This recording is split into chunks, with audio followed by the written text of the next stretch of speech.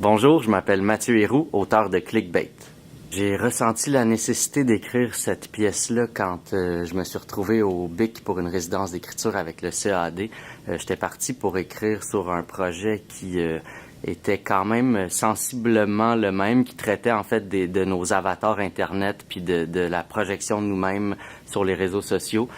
Puis au fil de recherche et de visionnement de capsules YouTube, de vlogueurs, de blogueurs, etc., je me suis rendu compte qu'il y avait tout un pan de cette entreprise-là qui me soufflait et qui me dépassait complètement. J'ai senti le besoin d'approfondir ça énormément.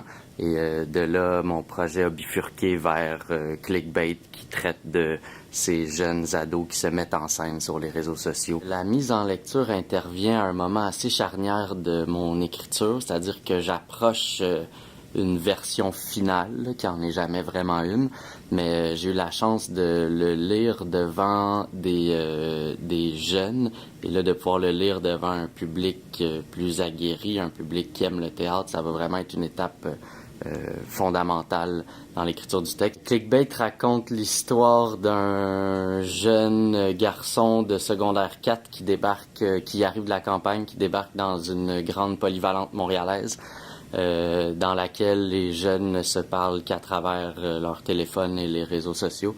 Il se fait ami avec un groupe de 4 personnes, 2 couples en l'apparence, qui mènent une vie bien différente à l'écran que hors de l'écran.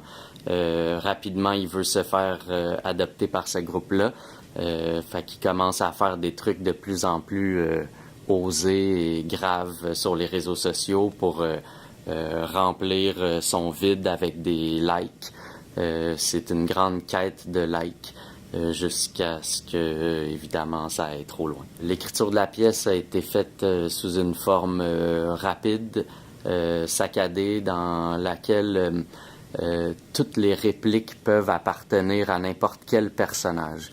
C'est-à-dire que j'ai voulu créer des coquilles vides par lesquelles passent seulement des mots vides.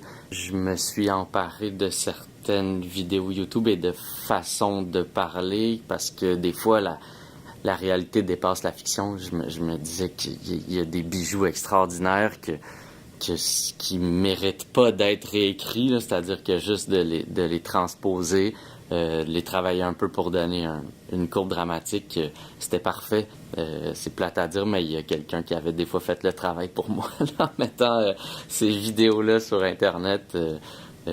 Si vous vous reconnaissez, désolé.